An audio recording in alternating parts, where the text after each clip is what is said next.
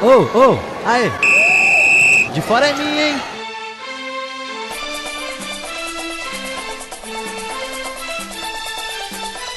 Olá, seja bem-vindo a mais um podcast de Fora é Minha. Muito obrigado a você que mais uma vez escolheu nos acompanhar. Ouça os nossos programas antigos aí na nossa página do Facebook. Curta, compartilhe, comente. Também agora estamos no iTunes. Eu sou o Rafael Miguel, vou aqui conduzir o nosso bate-papo. E quem está aqui mais uma vez ao meu lado, Thiago Costa, Vitor Dias, Rivelli Nunes, também aqui a Luísa Macedo e a Viviane também que está participando aqui com a gente hoje. Pessoal, mais uma vez, muito obrigado. Vamos fazer mais um programa bem legal aqui no De Fora é Minha. E hoje a gente vai falar de um assunto delicado, né, Vitor? Um assunto complicado de falar, mas que tem que ser falado, né? Um assunto que está muito presente no futebol, que são os preconceitos, né? Dos vários tipos que acontecem no futebol. Homofobia, racismo, o machismo também, que está bem presente ainda no futebol. E eu acho que pra gente começar, acho que a gente tem que entender um pouco por que isso acontece até hoje, né? Thiago? Eu acho que mesmo, né, com tantas mudanças, tanta coisa que vem acontecendo, por que ainda isso é tão presente no futebol? Olha, é complexo pensar isso, porque cada sociedade ela vai criar a sua própria estigmatização de pequenos grupos, né? O que a Luiz está falando das minorias. Então, e esses grupos subalternos, eles não vão ter voz ao longo dos tempos. E hoje, com uma sociedade mais multifacetada e com acesso à informação e com acesso também a poder falar, porque talvez hoje uma das boas funções das redes sociais seja dar voz para esses pequenos grupos, a coisa começou a abrir mais. Então você tem uma questão de empoderamento e ao mesmo tempo da criação de diálogos. E então eu acredito que um caminho que a gente consiga fazer um raio-x dentro da própria sociedade brasileira, no caso do Brasil, o caso do racismo e do machismo e da homofobia, que seria essa trinca de situações que são calcanhares de Aquiles aqui pra gente. E o futebol, ele, pelo fato dele catalisar as emoções do brasileiro e catalisar também parte da sociedade, pra gente criar essas metáforas, ele seja um palco legal para a gente poder projetar todos esses caminhos. Então, acredito que sim, dá para a gente pensar, e é para ser pensado todas essas linhas de preconceito que são desenvolvidas com os outros grupos dentro da sociedade brasileira. Sim. Eu acho, Thiago, que nisso que você falou, o futebol, para o brasileiro, ele é meio que uma terra sem lei, né?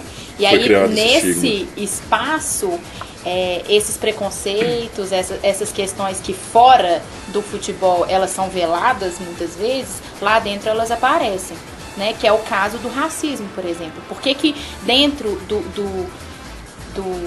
de um jogo, no momento ali do jogo de futebol, você fala que no calor do jogo, é o calor da emoção, você pode xingar um jogador negro e na rua você acha que você não pode? Qual que é a diferença de lei? Qual que é a diferença de direito? Qual que é a diferença daquele ser humano, daquele cidadão que está ali xingando e daquele que está sendo xingado? Né? Nenhuma, não tem nenhuma. Então, o que é isso que o futebol faz com as pessoas que permite que elas falem o que elas não querem ou querem, devem ou não devem, sabe? Eu acho que...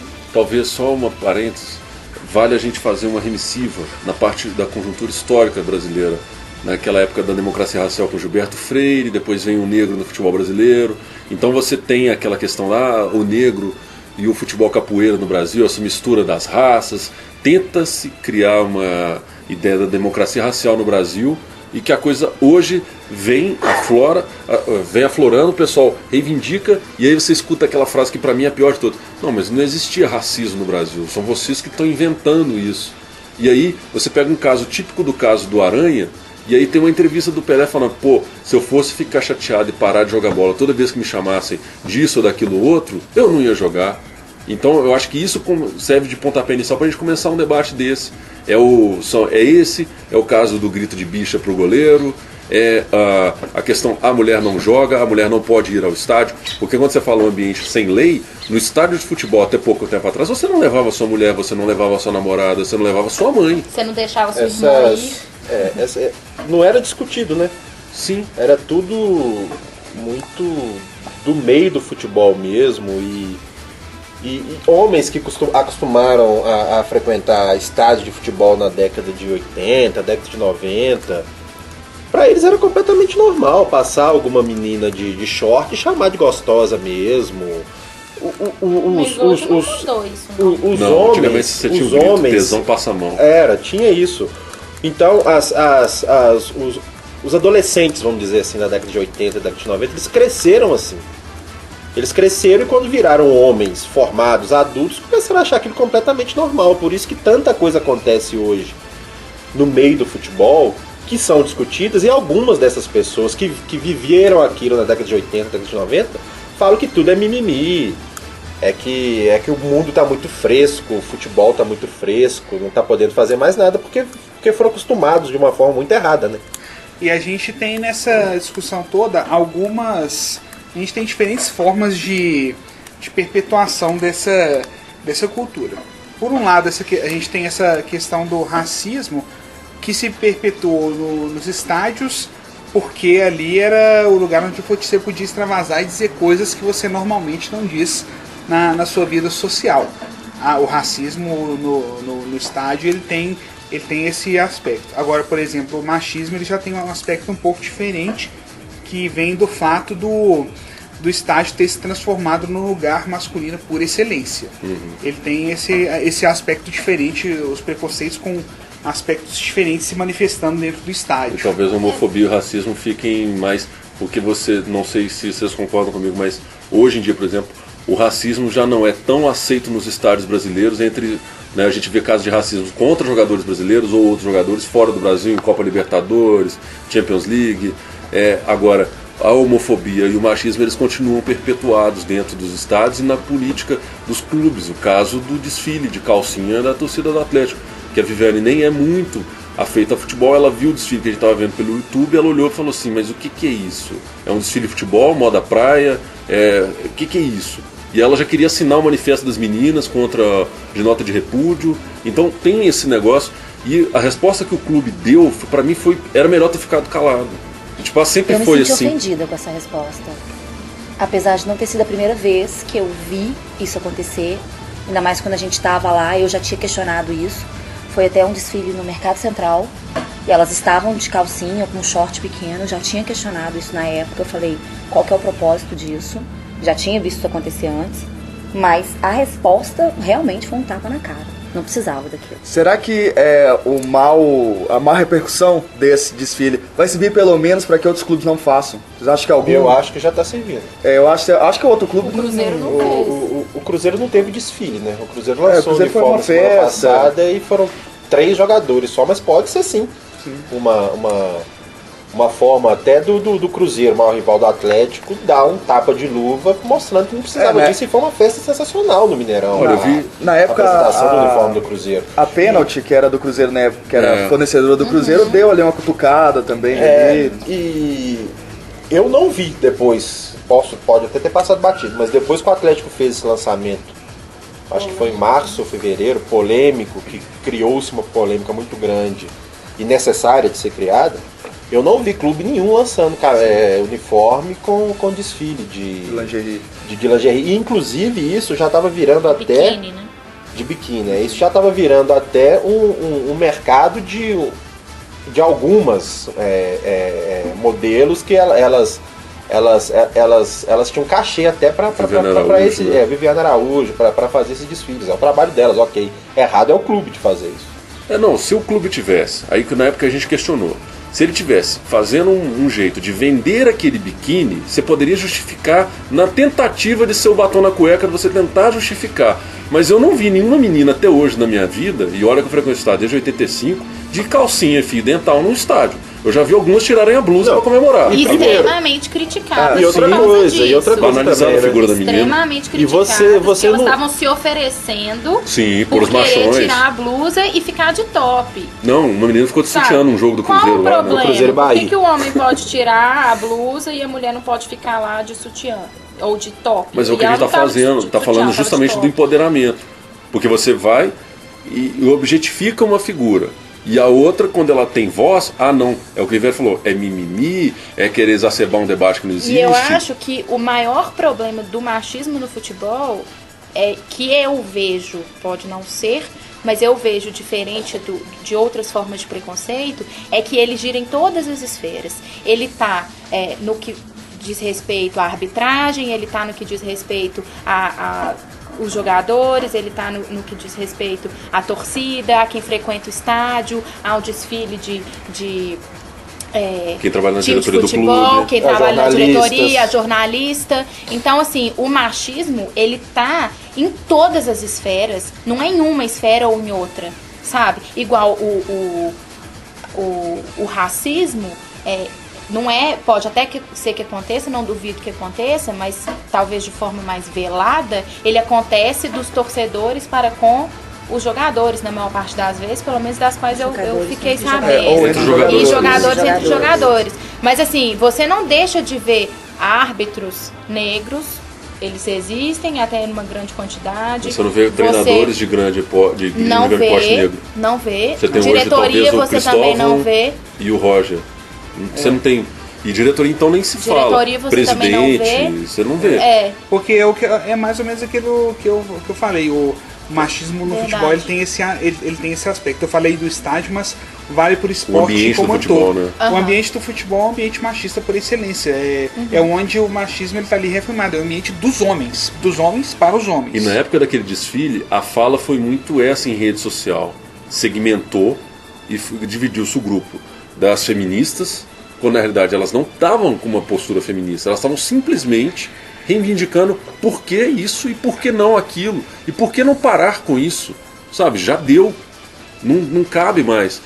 Não é porque antes era feito que agora tem que continuar sendo. A gente fazia um monte de outras bobagens antigamente que foram parados ao longo do tempo. A gente refletiu e falou, olha, isso não condiz com uma sociedade moderna que está tentando pensar numa lógica mais democrática. E olha que a gente está falando de dois problemas crônicos, que é o racismo e o machismo. A gente nem entrou no viés da homofobia no futebol. Pois é isso que eu ia falar. Não tem tanto tempo, talvez vocês se lembrem, teve um jogo de vôlei do Cruzeiro contra um time de Sorocaba, não lembro a cidade. Michel, né? Michel, que era gay, homossexual. E a torcida do Cruzeiro começou a ofendê-lo. Ele era do outro time. Ele era do time que jogou contra o Cruzeiro. Isso virou uma polêmica grande e começou a discutir esse assunto. Enquanto no futebol isso acontecia e era normal. Era um jogador entrar em campo e ser chamado de viado, ser chamado de bicha e ninguém falava nada. Da torcida do vôlei, por um jogador de vôlei, isso virou uma discussão absurda. No futebol, até pouco tempo isso não era falado. Era encarado como muito longe. Era encarado como normal. Não, e eu não vou muito longe, voltando um pouco do exemplo do racismo. Ano passado, no jogo do Minas aqui em Belo Horizonte, um torcedor resolveu chamar a jogadora Fabiana do Minas, né? Ele ficou fazendo ofensas racistas a ela e foi arrancado de dentro da arquibancada e botado pra fora do ginásio. Agora me fala, qual é a diferença entre o vôlei e o futebol? Qualquer jogo que você pegar, o goleiro vai bater o tiro de meta, o pessoal vai, bicha. Exatamente. Agora, o vôlei, ele não é um esporte popular, eu acho que ele está se tornando popular agora, e ele não tem esse estigma que o futebol tem. Sabe, de ser masculino. Ele não tem esse vício. Não tem, muito pelo contrário. Na época do Michel, que o Rivelli falou, que se comentou muito, é que o time do Cruzeiro de vôlei tem um time de futebol. Tem a torcida de futebol. Que tá dentro do vôlei. Sim, que tá torcendo pro Cruzeiro. Que não é uma torcida acostumada de vôlei. É o mesmo caso torcendo pro Cruzeiro. Sim, e não pro time de vôlei. É o caso de torcida de tênis, que não é torcida de tênis, que vai assistir um jogo de tênis. O pessoal tá preocupado nas Olimpíadas, por exemplo, que a torcida brasileira não tá acostumada com jogos de tênis. Vai ficar, aquele negócio todo. Então, assim, a torcida de futebol tem esse hábito terrível de tentar pinçar o nervo do jogador. Um dos casos clássicos que você for puxar é o do Heleno de Freitas. Ele era chamado de Gilda pela torcida adversária, ininterruptamente para irritá-lo, porque eles sabiam que ele não gostava desse apelido de Gilda, que era uma referência a Rita Hayworth no filme Gilda, que era uma mulher muito bonita de temperamento explosivo. E aí eles iam no temperamento dele, ele chamava ele de Gilda. Gilda, até o cara se irritar. E isso nós estamos falando do futebol na década de 30 no Brasil. Então você tem uma cultura disso. Mas se você for pensar que até a década de 70, isso são o quê? 40 anos atrás, a mulher era proibida de jogar. Sim. Ela não Passou muito podia, tempo ela era proibido. proibida por questões Era lei. E não era só no biológicas, Brasil. né? E não era só no Isso é um Brasil, era em absurdo. vários países. E depois as que passaram a jogar foram estigmatizadas como homossexuais. Exatamente. Agora, se a gente pensar, década de 70, quantos anos a Formiga tem? Deve ter 38, 37 anos. Ela é da década de 70. Ou seja, ela nasceu em um período que muito provavelmente ainda era proibido, talvez. Não sei as datas certas, né? E a Formiga é uma das maiores jogadoras de futebol que a gente tem hoje no Brasil. Se vocês acham que isso está mudando? Por exemplo, o Thiago falou, pelo menos no caso do racismo, ele já não é mais aceito, né? Ele não é tolerado, não é tolerado. mas ele acontece, por exemplo. Sim, o trabalho do acontece. Marcelo Carvalho Acontece. no site lá, que ele tem um blog dele também, e tem o site e tem o Observatório da Igualdade Racial, ele vai monitorando. Se você ver o monitoramento que ele fez em 2014, é absurdo, porque ele vai monitorando em rede social, não só no Brasil, América Latina e tal, mas no próprio Brasil. É isso E- que aí e ele que eu vai ia contando falar. isso. Porque eu acho que a postura não mudou. Mudou a visibilidade para essas questões. Porque isso está sendo mais discutido. Né? Exatamente. Sim. Então eu acho Tá que pondo em pauta, as pessoas continuam sendo preconceituosas da mesma forma. Só que hoje a gente tem ferramentas, tem mecanismos e tem até mais maneiras de refletir e de discutir esses acontecimentos do que antes. Então eu não sei assim se aumentou, se diminuiu. Eu acho que isso hoje vem mais à tona. Aí o que me intriga, por exemplo, você tem no mesmo jogo que teve o último jogo agora, que teve um caso polêmico desse, foi o Atlético e Racing pela Copa Libertadores. Uhum. A torcida do Atlético gritando bicha pro goleiro do Racing, a torcida do Racing gritando bicha pro goleiro do Atlético, e o preparador físico fez um gesto como se ele Aí é tivesse um comendo uma- absurdo. Aí todo mundo se indignou. Qual que é Então, a assim, diferença? eu das acho que duas tem o coisas? empoderamento, tem a reivindicação, e eu acho que temos um caminho longo percorrido para percorrer, mas o caso de já se combater o racismo já é um ganho. Eu acho que gradativamente nós vamos começar a combater também a homofobia e o machismo dentro do futebol, Pois que é um reflexo da é. sociedade nossa de se indignar com essas coisas. Mas aí, só para concluir, eu acho o brasileiro ainda muito cínico para essas questões. Ele é cínico, é dissimulado. Ele é hipócrita. Ele faz, mas eu fiz, mas fulano fez. Sempre foi assim. Então tem esse cinismo, essa dissimulação que gera esse embaraço todo, que foi o caso do desfile das calcinhas, que é o caso do racismo com a aranha, que você vê lá a menina do lado da outra e fala assim, não, mas eu já até namorei um cara negro, eu não sou racista, sabe? Até. E tem uma outra coisa que é interessante observar também. A Luísa falou da questão da visibilidade, que ela gera ações e reações. Ela gera um aumento à intolerância em relação a essas questões, mas ela gera mais pessoas reagindo para tentar reafirmar esses valores. Então, assim, você tem um crescimento dos dois. Você tem um crescimento dos casos de intolerância e um recrudescimento desse tipo de atitude. Você tem os dois tentando coexistir, um combatendo o outro, porque a serpente foi chocada, né? Pelo jeito. O Thiago tinha falado desse caso do racismo. Já, por exemplo, no caso do Aranha, teve lá a punição ao Grêmio, né? No caso do membro lá do Racing, ele foi demitido do Racing.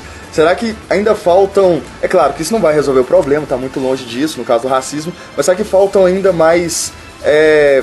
algumas medidas mais drásticas também em relação a outros tipos de... Eu acho que falta medida de cima para baixo. Eu vi uma faixa. Eu acho que falta homogeneidade. Sim, que os- uma padronização de que sejam isso o mesmo não é peso, admitido mais. Que eu ia entrar no caso, por exemplo, na UEFA, o Bayern de Munique, num jogo da Champions, a torcida fez uma faixa acusando os torcedores do Arsenal fazendo uma faixa homofóbica com os torcedores do Arsenal. Era um canhão mirado para as nádegas lá de um torcedor, Gunners, e aí fazia um trocadilho de Gunners com gay.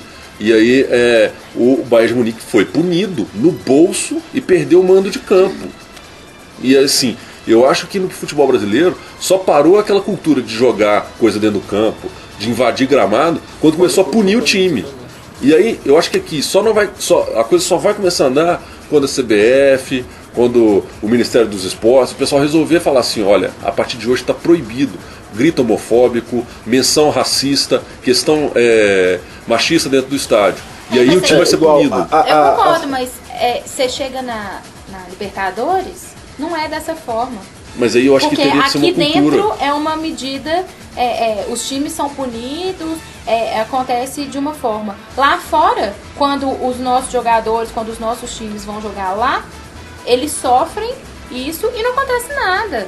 É a mesma coisa em relação aos times, que a gente já aos estádios, aos campos, que a gente já discutiu aqui também, que não existe uma uniformidade, né? Então, assim, enquanto não existir uniformidade em relação a punições, em relação ao que é permitido, o que não não vai ter. Infelizmente é punitivo, não é educativo.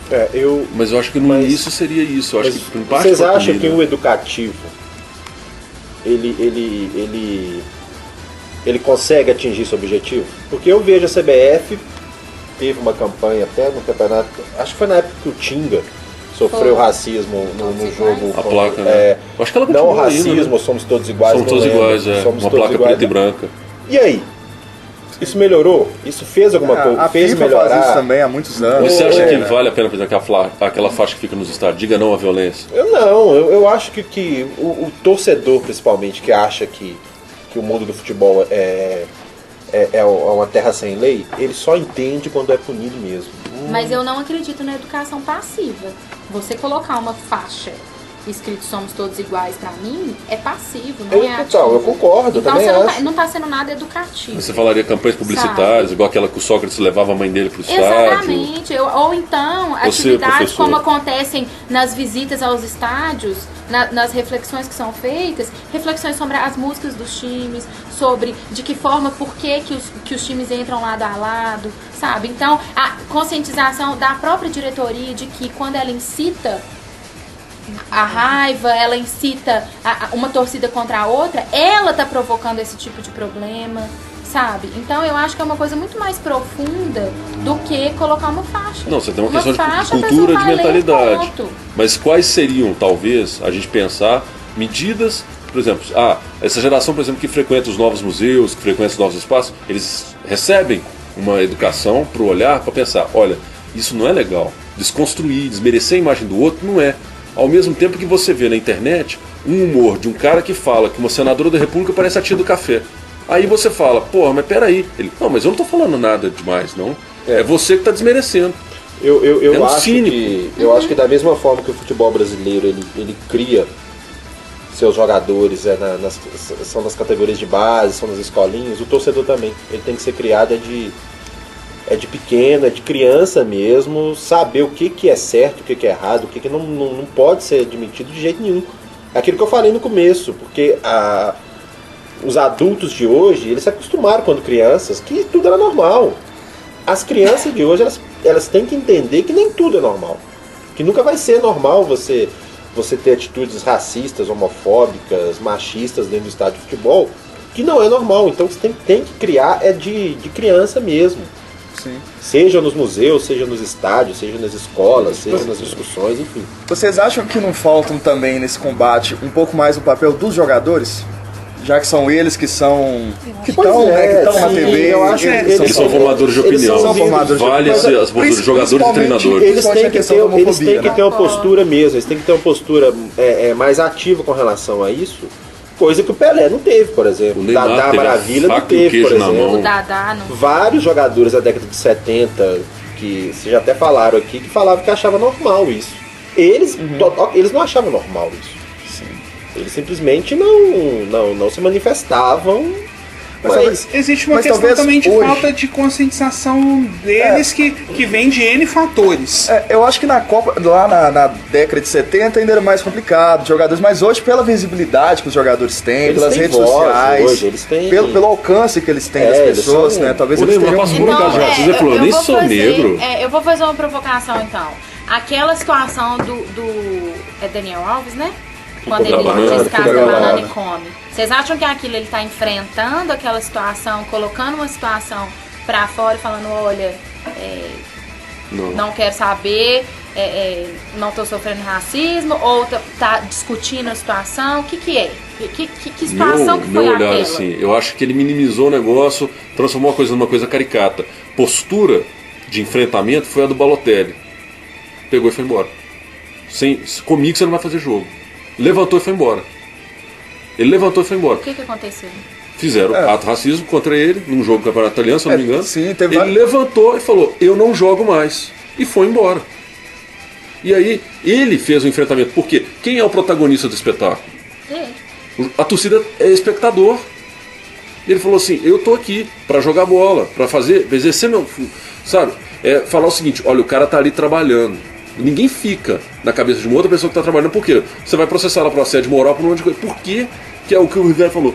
Por que no futebol é permitido esse tipo de coisa? Gritar bicha, chamar o outro de mulherzinha, chamar o outro de preto, de macaco e tal, não sei o quê.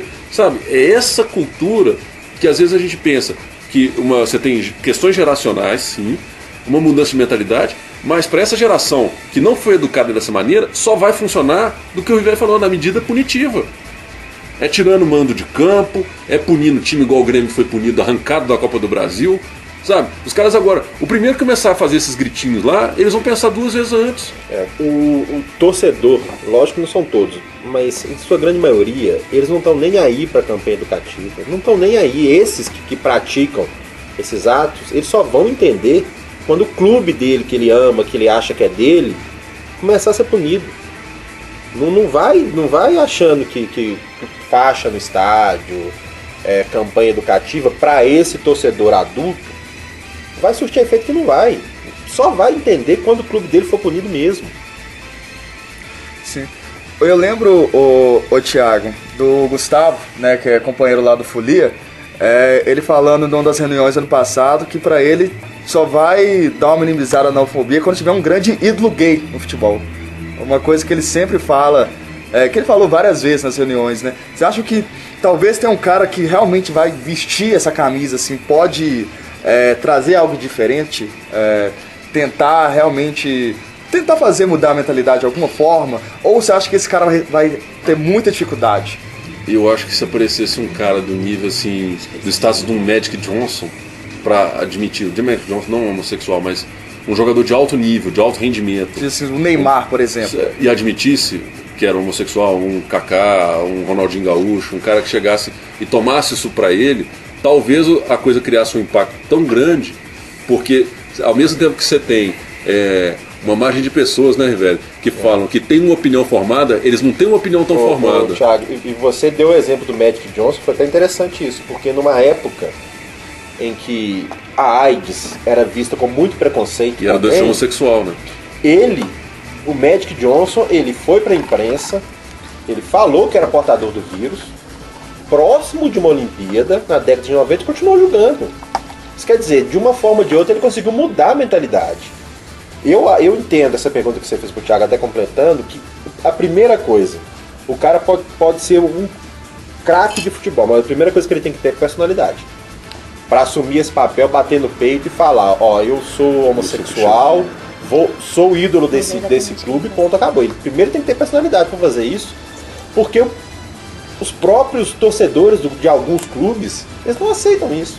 Infelizmente é assim. Eu estava conversando isso com a Viviane, ela estava falando sobre o caso do Cristiano Ronaldo, que ele tem todos os trejeitos, ou não sei como é que pode categorizar isso, e ele fica naquele... Eu tenho certeza absoluta que depois que ele parar de jogar, ele vai acabar dando um depoimento para uma revista, para uma coisa, se colocando como... Um jogador por agora que você sumiu, não teve? Teve alguns casos. Tem um jogador são muito alemão, isolados, tem um jogador assim. alemão, mas que ele encerrou a carreira. E são jogadores intermediários também, não tem jogador não é de ponta. um grande jogador. Talvez assim, um jogador que chegou a fazer um certo sucesso no futebol brasileiro foi o Richarlison, que pairou essa coisa sobre ele durante toda a carreira. Mas Ele sofreu sumiu, muito, né? ele nunca sumiu. Ele sofreu muito durante a carreira dele toda. Talvez poderia até... Virar um símbolo dessa luta. Sim, porque ele Essas torcidas jogou em hoje grandes também, clubes, movimentos né? das torcidas queer, né? Queer. Que eu acho que eles sofrem até bullying em rede social, cara. A página dos caras é derrubada.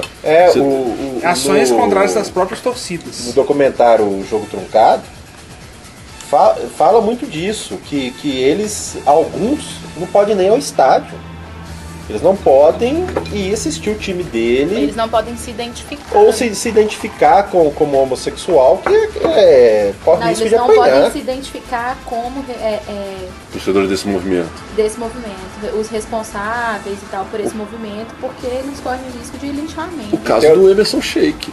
Sim. Tem uma menina que fala nesse documentário, até falando do Atlético, que ela dá um exemplo muito, muito interessante, que quando fizeram a página, colocaram o escudo do Atlético com as cores do arco-íris, né? Isso foi um absurdo, acharam um Heresia, absurdo, é uma heresia mexer com o escudo do Atlético, mas se a Galo Metal que coloca o escudo com os espinhos, com fogo, pode.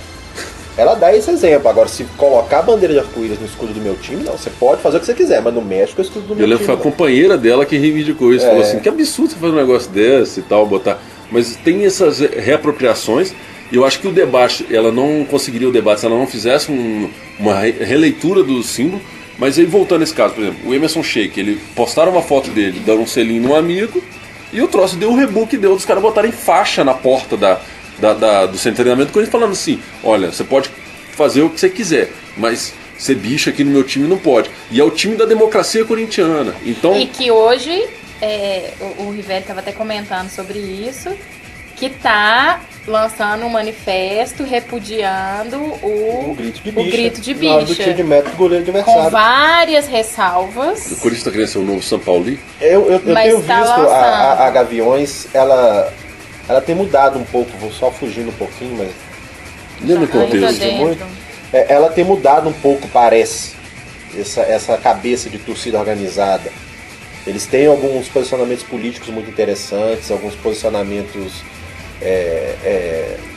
sociológicos muito interessantes, e na semana passada falaram disso, que eles, em determinado setor que eles ficam no estádio do Corinthians, eles não aceitam E eles estavam propondo gritar o grito de outra bicha. coisa. Eles preferem que grite vai Corinthians quando o goleiro deles bateu o tiro de meta do que gritar bicha quando o goleiro do outro.